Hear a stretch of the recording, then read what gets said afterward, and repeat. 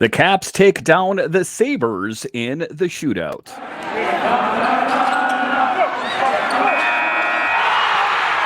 Your Locked On Capitals, your daily podcast on the Washington Capitals. Part of the Locked On Podcast Network, your team every day.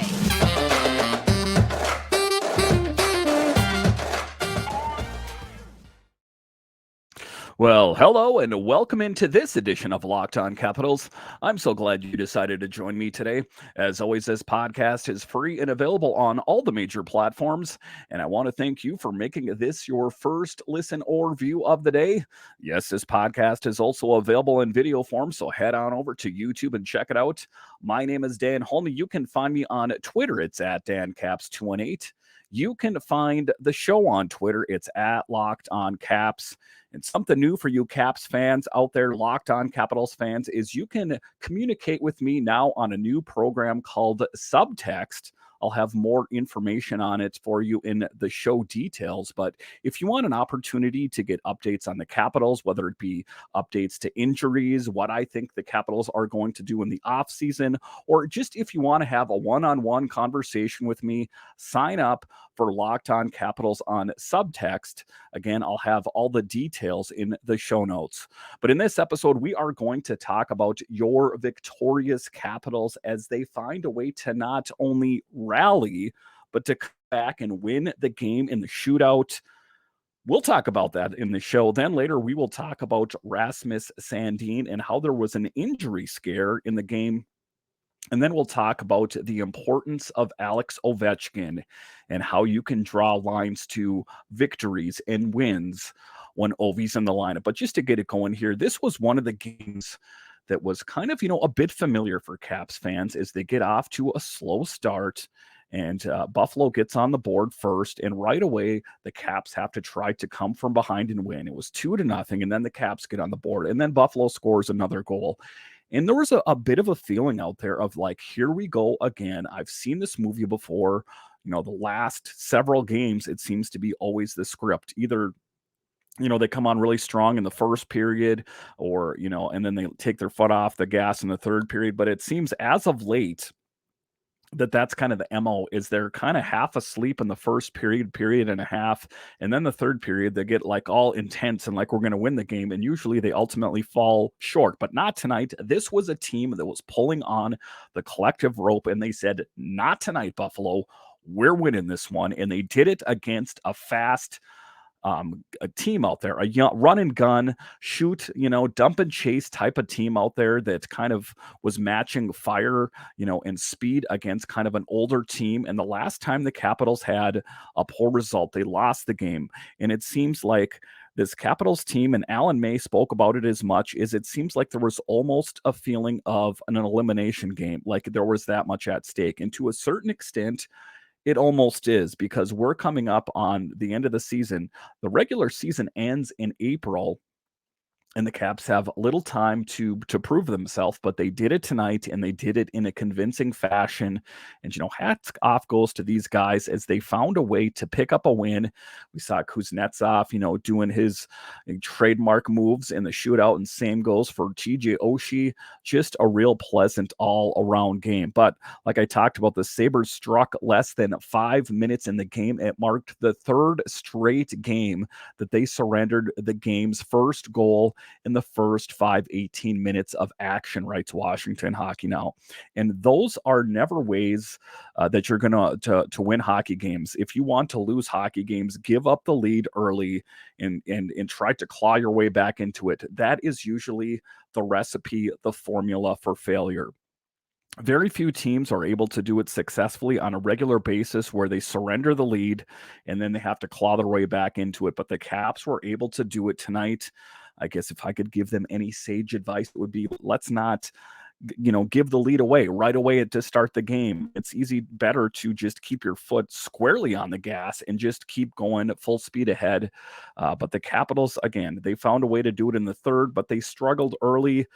Poor coverage from Rasmus Sandin and TVR pairing led to 3 goals on 6 shots for Buffalo in the opening frame as Lyubushkin and Tyson just scored. So it was a tough thing out there, and like what I talked about is it's never going to be a perfect game. Rasmus Sandin and TVR are two really good players, but you can't expect perfection from them in every game. But all things said, I think that Rasmus Sandin and TVR have really helped contribute to this team. Oshie's power play goal gave Washington some life and made sure the team was only down by two going into the second. And that's what TJ Oshie does best. He's a heart and soul guy. He's the guy that leads the way, that says, we're struggling out here, guys, but I am going to show you what you have to do to win hockey games. And he led by example. And, hats off to TJ Oshie, a real leader, a guy with a real high hockey IQ. And he helped ultimately this team win the game. Make no mistake about it. Pucks to the net would be the key, as the Caps would push hard in the final 40 and turned up the pressure big time in the third, as Kuznetsov got his team on the board again early in the frame. However, after that, dominating shots to open the third struck after being left alone in front of a firing quick shot by Lindgren. So that was Gergensons. And it was one of those things, where the Capitals were turning on the pressure, and that's how they ended up, tying the game. And that's why it went to overtime and then eventually to shootout.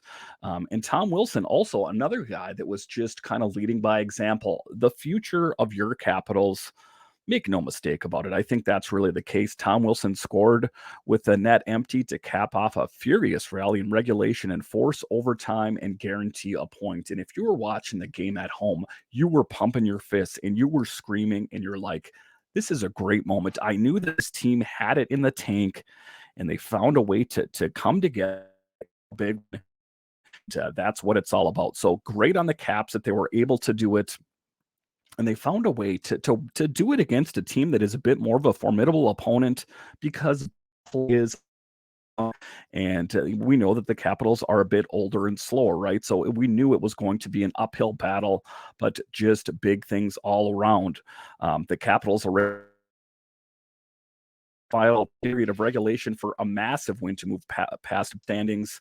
And then, as we talked about, Wilson had the big one late in the third, writes Matt Wyrick. So a big thing for the Capitals, big thing for having Tom Wilson in the game, and just a really great team victory. That's what I can say about it, is a great team victory. And you need more of these victories going forward, as there is not a whole lot of runway between now and the end of the season. All right, so after the break here, there was a bit of a scary moment out there, as Rasmus Sandin took a puck and we thought he was going to leave the game injured. Let's talk about Rasmus and his latest status after the break.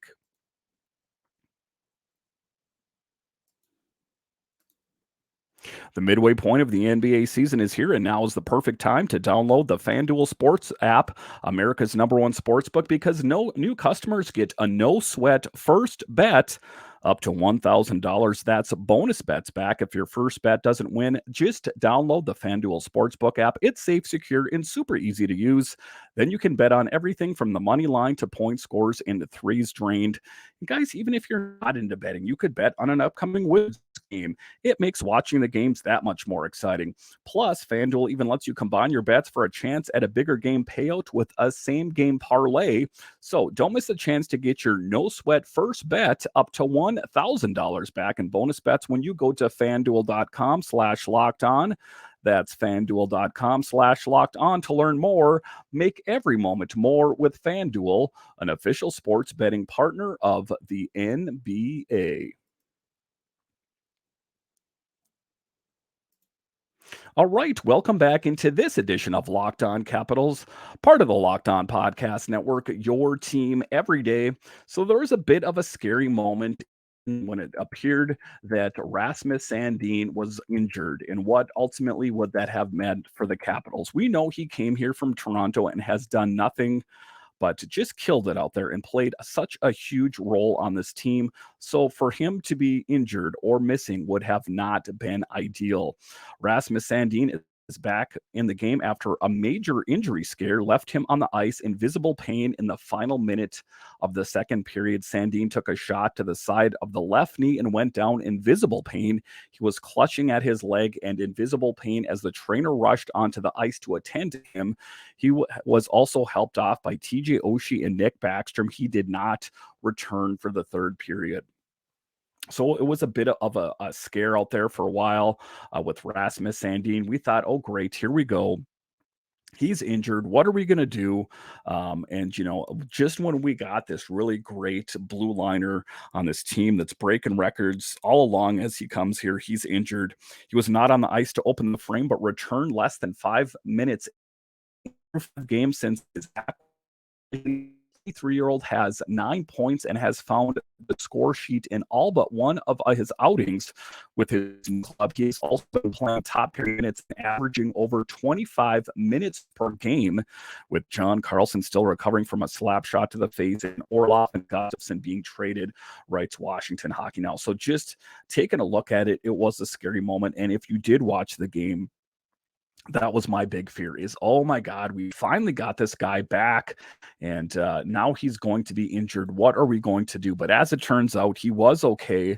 And that was a good feeling there because we knew that this team is struggling primarily on the blue line. And how are they going to fill that hole? We know that there is guys down in Hershey that do a pretty good job there, but ultimately I like Rasmus Sandin. They're not exactly a dime a dozen, and he has stepped up on this team and played such a huge role. And that was one of the things in this game as well, is just the contributions from everyone that was playing out there.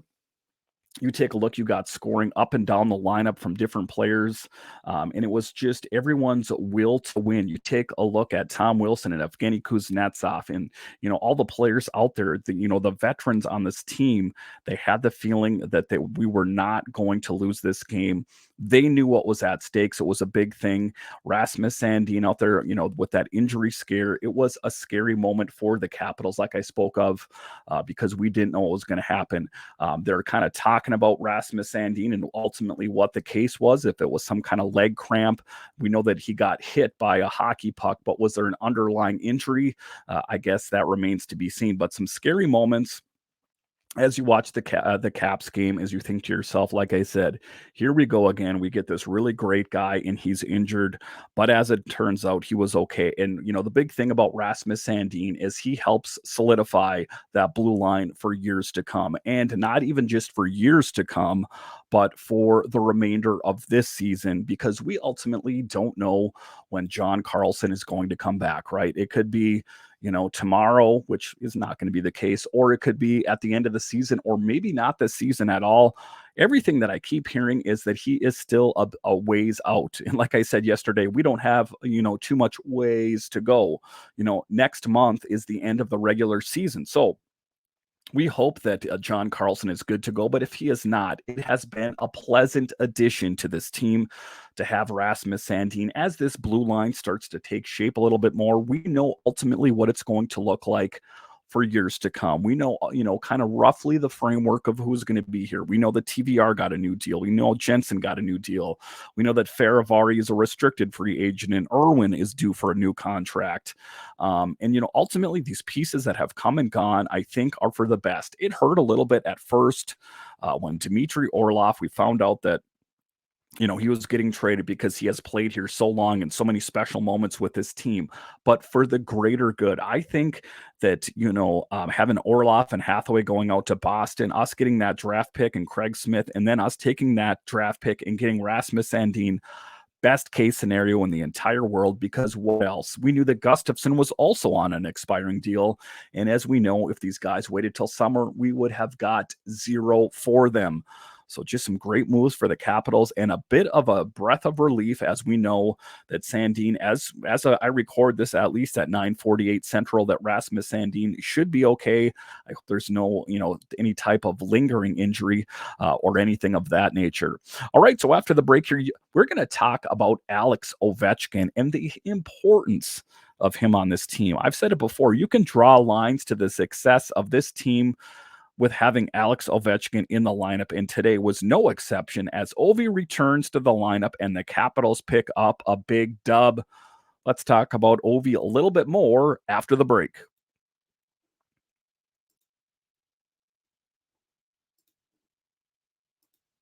All right, welcome back into this edition of Locked On Capitals, part of the Locked On Podcast Network, your team every day.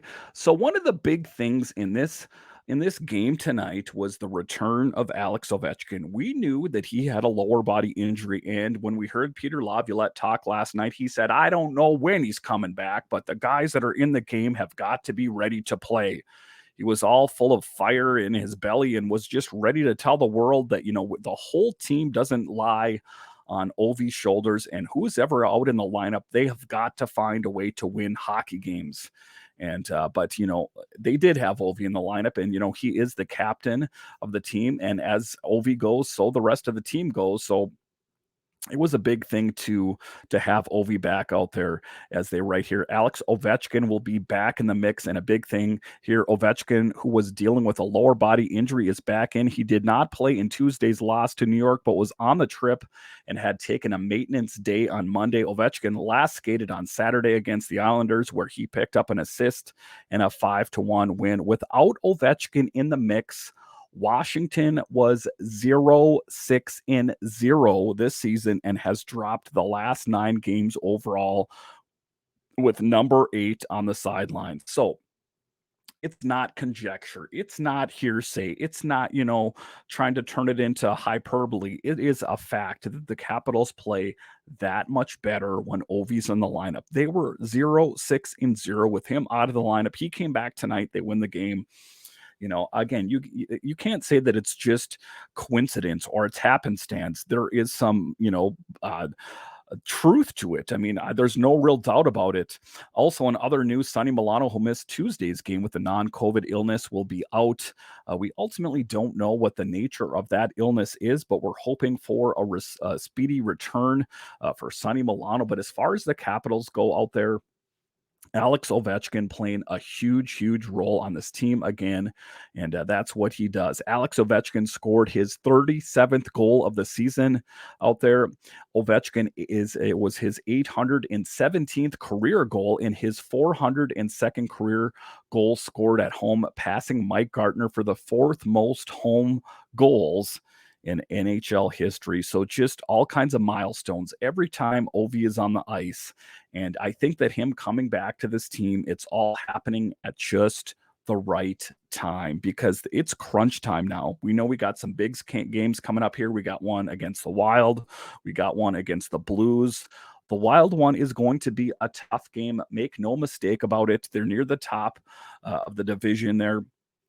So are they going to be able to pick it up? Are they going to be able to string together multiple wins? Those are the things that you're going to have to do if you have any goals of making it in the postseason, and even if you make it to the postseason, if you even take a look at them last year, they made it to the postseason and they fell flat on their face.